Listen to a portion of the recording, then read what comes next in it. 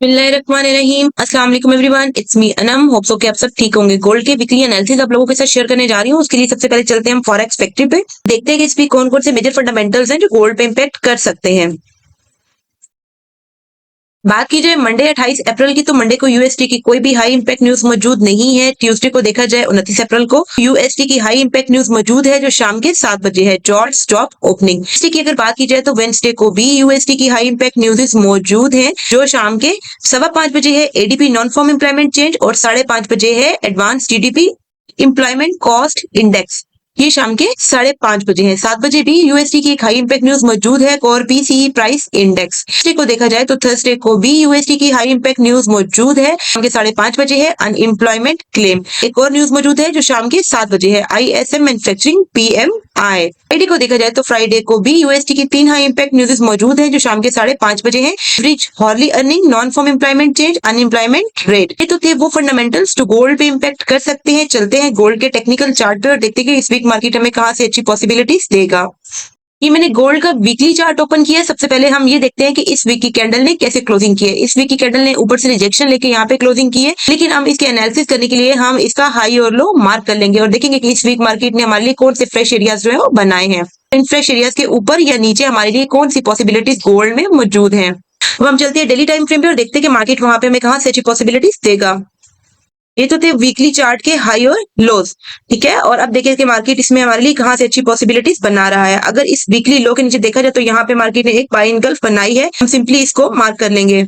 अगर बात की जाए पिछले वीक के 4 कैंडल्स की कि मार्केट ने कैसी क्लोजिंग दी है उनमें, तो ये देखा जाए कि मार्केट ने 2 कैंडल्स रेड क्लोज की है, एक कैंडल ग्रीन बनाई है और फिर नेक्स्ट कैंडल जो है वो रेड ही क्लोज हुई है। मार्केट के सेल आने के चांसेस हैं। गोल्ड चूंकि एक अपने बुलिश ट्रेंड में जा रहा है, हम गोल्ड में हमारे लिए अपॉर्चुनिटीज फाइंड करते हैं कि गोल्ड हमें कहां से बाय या सेल की अच्छी अपॉर्चुनिटी देगा। डेली की कैंडल में यहाँ पे एक इनगल्फ मौजूद है। मार्केट अगर यहाँ से मजीद नीचे आता है तो इस एरिया को हम फिल्टर करके यहाँ से हमारे लिए हम अपनी बाइंग अपॉर्चुनिटी देखेंगे। और सेलिंग के लिए ऊपर एरियाज हम छोटे टाइम फ्रेम में देखते हैं कि मार्केट ने इस वीक हमारे लिए कौन एरियाज बनाए हैं कि मार्केट अपने ऑल टाइम हाई से रिजेक्ट हुआ है, तो ऊपर अगर हमारे लिए कोई एरियाज हुए तो हम वहां से हमारे लिए सेल देखेंगे।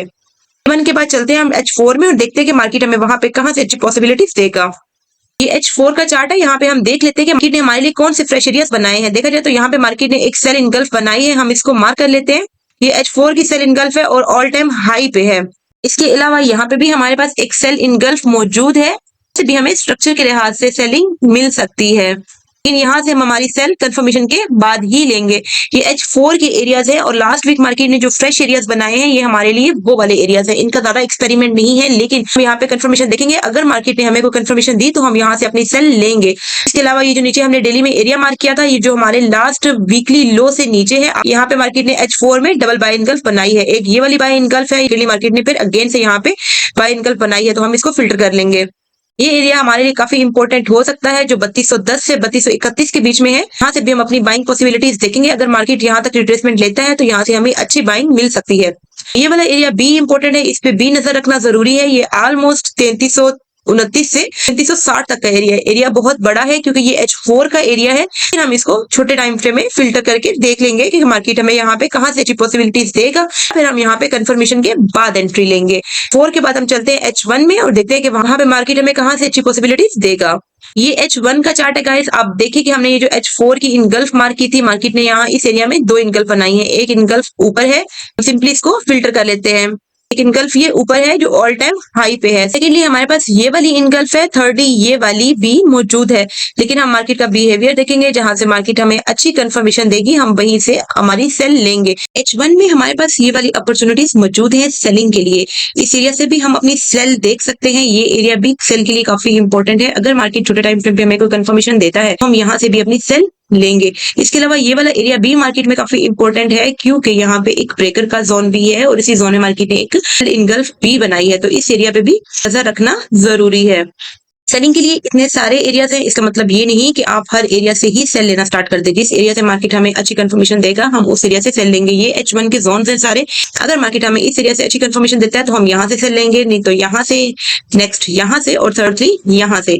बाइंग के लिए ये वाला एरिया हमारे पास मौजूद है जो लास्ट वीकली लो से नीचे है। अगर मार्केट मजीद रिट्रेसमेंट करता है और नीचे आता है तो इस वाले एरिया से हम अपनी बाइंग प्लान करेंगे। जैसा कि मैंने H4 में कहा, H1 में भी ये एरियाज ऑलमोस्ट सेम ही बनते हैं। आजकल गोल्ड बहुत ज्यादा वोलेटाइल है, आपको पता है। एरियाज बहुत बड़े बड़े बन रहे हैं, इसलिए हमारे पास छोटे टाइम पे भी कंफर्मेशन होना बहुत जरूरी है कि हम कंफर्मेशन दे के फिर ही उसमें एंट्री लें, क्योंकि अगर आप इतने बड़े एरिया में एंट्री लेंगे तो आपका स्टॉप लॉस बहुत बड़ा बनेगा। अगर आप कंफर्मेशन के बाद एंट्री लेते हैं तो आपका स्टॉप लॉस छोटा और आपका टीपी बड़ा होगा। तो थे इस वीक के एनालिसिस। अगर आप लोगों का कोई भी क्वेश्चन है तो आप वो मुझसे कर सकते हैं। अगर आप मेरे कम्युनिटी ग्रुप में आना चाहते हैं तो उसका लिंक बायो में मौजूद है। आप मेरे वीआईपी ग्रुप में आना चाहते हैं जहां पे मैं डेली बेस पे गोल्ड एंड बीटीसी के सिग्नल्स देती हूँ तो आप मुझे इनबॉक्स कर सकते हैं। अपना बहुत ख्याल रखिएगा guys. Wish you all the best. Allah Hafiz.